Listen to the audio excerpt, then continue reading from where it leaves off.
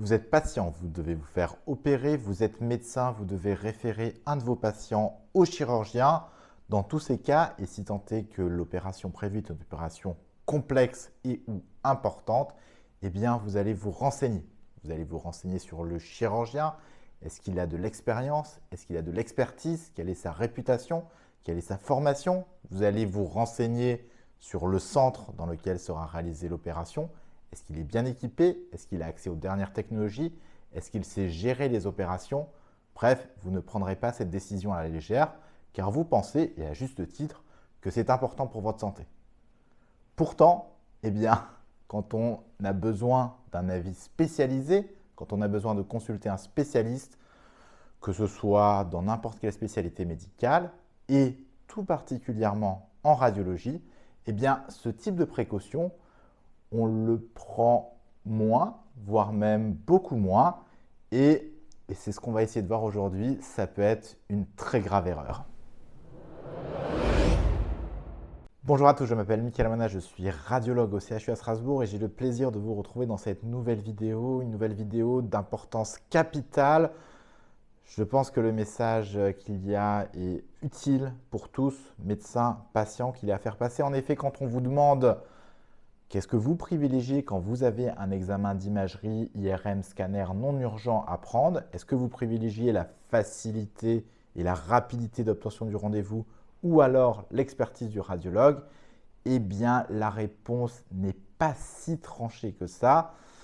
Elle est même peut-être un petit peu décevante et à mon humble avis, elle est probablement la conséquence de 3 fausses idées ou clichés historiques sur la radiologie qui datent de l'époque d'il y a longtemps, des années 50, 60, quand la radiographie c'était uniquement de la radiographie. Donc la radiologie c'était uniquement de la radiographie standard avec un nombre d'examens assez limité et une vision du métier des radiologues qui n'est pas du tout ce qu'elle est aujourd'hui. Je vous propose donc dans cette vidéo extrêmement importante d'essayer de décortiquer avec vous ces 3 clichés historiques pour vous montrer qu'il est absolument essentiel de bien choisir son radiologue. Le cliché numéro 1, c'est de dire que toutes les machines se valent et vont produire exactement les mêmes images. Ça, c'est complètement faux. En effet, même si en France, on a la chance d'avoir globalement un parc de machines, scanners et IRM qui est homogène sur le territoire, qui est plutôt moderne, avec très rarement des machines qui ont plus de 7 ans d'âge. Donc on a globalement des machines modernes sur tout le territoire. Il n'empêche que ce n'est pas parce que vous avez une machine moderne ou récente que vous pourrez en tirer la quintessence dans absolument toutes les indications. En effet, et c'est une étape extrêmement importante, quand on a une nouvelle machine, il faut en quelque sorte la dompter, il faut l'optimiser et il faut pouvoir travailler les images, l'acquisition des images, l'optimisation des séquences de manière à obtenir la meilleure qualité d'image possible. Ce travail-là, il va se faire en fonction des habitudes et de l'expertise du centre. Pour vous donner un exemple tout simple, dans notre centre, on fait énormément d'imagerie cardiovasculaire et thoracique. C'est quelque chose que l'on va travailler sur nos machines pour qu'elles soient au mieux sur ces examens-là. Par contre, on fait très peu d'imagerie musculo-squelettique. On n'a donc ni expertise, ni possibilité de pouvoir travailler ces séquences qui seront donc de nettement moins bonne qualité chez nous que dans un service ou un centre ou une clinique qui fera un gros volume d'imagerie musculo-squelettique. La deuxième chose qui va aussi impacter la qualité des images, c'est la formation et l'expérience de l'équipe paramédicale qui réalise l'examen, donc les manipulateurs. Effectivement, pour certains examens avancés et ou complexes, c'est nettement mieux si on a des manipulateurs qui ont l'habitude et qui ont l'expertise de réaliser ces examens, puisque la qualité des images produites en termes des artefacts, de la gestion des différents soucis et de la reproductibilité sera nettement meilleure. Donc ce cliché numéro 1 qui dit bon, finalement peu importe où on fait les images, les images in fine seront pareilles, ben, c'est un cliché, c'est complètement faux et clairement en fonction de l'expérience du centre et de la spécification du centre, eh bien, il y aura des endroits, même avec une machine rigoureusement identique, où la qualité des images dans un type d'examen sera meilleure à un endroit et dans un autre type d'examen meilleure à un autre endroit.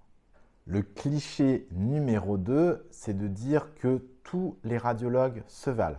Alors attention, hein, je ne dis pas qu'il y a les bons radiologues et les mauvais radiologues, non, pas du tout, ça c'est un problème qui dépasse complètement le plan de la radiologie et de la médecine. Hein. Non, non, même dans les très très bons radiologues, eh bien, les personnes ne sont pas expertes dans tous les domaines. Pourquoi ce cliché? Ben pareil, hein, c'est un cliché qui date de l'époque où la radiologie était peu développée, il n'y avait que quelques examens et finalement le radiologue savait faire ces quelques examens. À l'heure actuelle, la radiologie a explosé avec un volume d'examens, mais aussi une indication des examens qui se sont multipliés et il est quasi impossible d'être au fait et d'être bon dans tous les domaines. Donc qu'est-ce qui se passe? Depuis environ une bonne dizaine, voire même plutôt une bonne quinzaine d'années, la quasi-totalité des radiologues, quand ils se forment, vont se spécialiser, se surspécialiser dans une ou deux disciplines supplémentaires. Comment ça marche? Eh bien, à l'issue de leur internat, donc après 5 ans d'internat qui suivent déjà 6 ans de médecine, eh bien, la quasi-totalité des radiologues font ce qu'on appelle un post-internat, donc 2 années complémentaires pour pouvoir acquérir des compétences supplémentaires dans certains domaines spécifiques. Ils vont donc par exemple se surspécialiser en imagerie cardiaque, en imagerie thoracique, en imagerie neurologique, en scénologie, en imagerie pédiatrique, en radiologie interventionnelle, etc., etc., etc.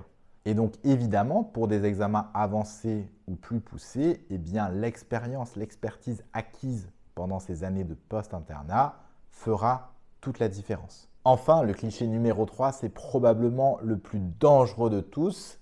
C'est l'idée selon laquelle eh bien, le médecin prescripteur, celui qui a demandé l'examen, qu'il soit spécialiste, chirurgien ou autre, sait de toute façon lire les images et n'a que uniquement besoin des images et s'en contrefiche de l'interprétation du radiologue qui pourra être faite.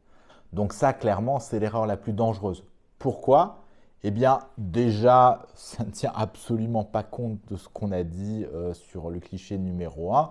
Donc, ces personnes-là considèrent que les images sont partout pareilles et que peu importe. C'est déjà méconnaître comment la radiologie fonctionne. Mais surtout, c'est dangereux. Pourquoi? Parce que même si certains cliniciens, certains chirurgiens sont extrêmement bons en radiologie, c'est normal, ils voient des scanners, ils voient des IRM à longueur de journée, ils sont bons dans un segment qui est limité à leur spécialité. Donc, ils vont regarder certaines choses avec leur œil de clinicien, qui est un œil important, mais ils ne vont pas regarder d'une part la totalité de l'examen, et on a vu que c'est toujours extrêmement, extrêmement important, et d'autre part, ils ne vont pas regarder avec un œil radiologique qui est formé pour reconnaître les artefacts, pour pouvoir dire si cette chose est pathologique ou si cette chose est simplement une variante de la normale, etc., etc., etc. Donc ce troisième cliché qui dit que finalement, peu importe les images, c'est pas grave, le prescripteur va regarder, va rattraper les erreurs, ça c'est probablement le plus dangereux et clairement, il faut pas penser comme ça. On a donc vu très rapidement les 3 raisons pour lesquelles il faut prendre soin de choisir où et chez qui on va réaliser son examen d'imagerie, scanner ou IRM. En effet, on a vu que les images ne sont pas les mêmes partout. L'optimisation des machines et des séquences est capitale.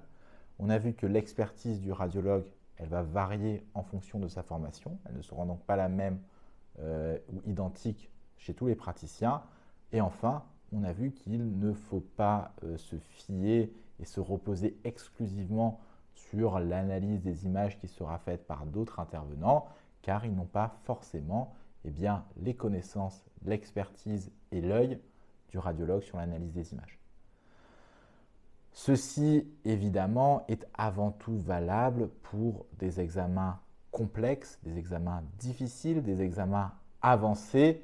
Sur des examens de premier recours ou tout venant, l'ensemble des centres, l'ensemble des radiologues y sont formés et peuvent y répondre. Donc on parle ici en priorité d'examens avancés dans lesquels il faut vraiment des connaissances poussées pour pouvoir réaliser l'interprétation et l'analyse des images. Alors pour finir, vous allez me dire, ok, c'est super et vous avez été nombreux à le dire. Évidemment, on préfère avant tout avoir quelqu'un de compétent dans un centre qui a l'habitude de réaliser ces examens. Mais comment est-ce qu'on fait pour le savoir? Pour les patients, c'est extrêmement difficile. Il n'y a pas de moyen objectif de pouvoir juger de la compétence d'un centre, de la qualité des machines, de la surspécialisation des radiologues et parfois avec notamment les plateformes de prise de rendez-vous en ligne, tout cela est un petit peu anonymisé, on ne sait pas trop à qui on a affaire. Alors, il n'y a malheureusement pas de recette miracle. Les conseils qu'on peut donner, c'est avant tout de demander conseil à votre médecin, de demander conseil à votre médecin traitant, aux spécialistes qui, eux, ont souvent l'habitude de travailler avec des radiologues et qui peuvent vous orienter en fonction de l'examen si nécessaire.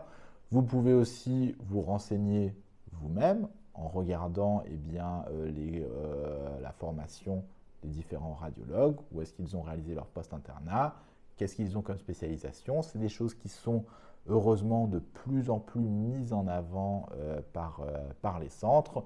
Vous pouvez aussi prendre des avis auprès de collègues, d'amis ou autres. Par contre, je vous déconseille de vous fier aux avis en ligne qui, en règle générale, c'est valable pour toutes les spécialités médicales, évaluent avant tout l'accueil, le secrétariat. Alors c'est important, mais n'évalue pas véritablement la compétence des médecins. C'est quelque chose qui est très très difficile à évaluer. Voilà, alors pour conclure, qu'est-ce qu'on peut dire?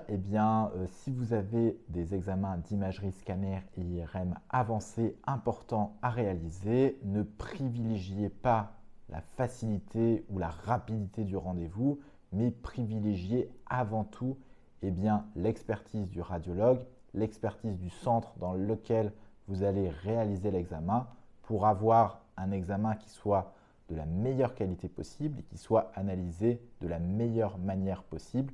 C'est extrêmement important pour votre santé, alors ne refaites plus cette erreur. J'espère que cette vidéo vous aura plu. Je vous invite à regarder mes autres vidéos et notamment toutes mes vidéos de cas cliniques qui montrent qu'il faut toujours analyser l'ensemble du dossier avec un bon œil radiologique. N'hésitez pas à commenter, n'hésitez pas à partager et je vous dis à une prochaine.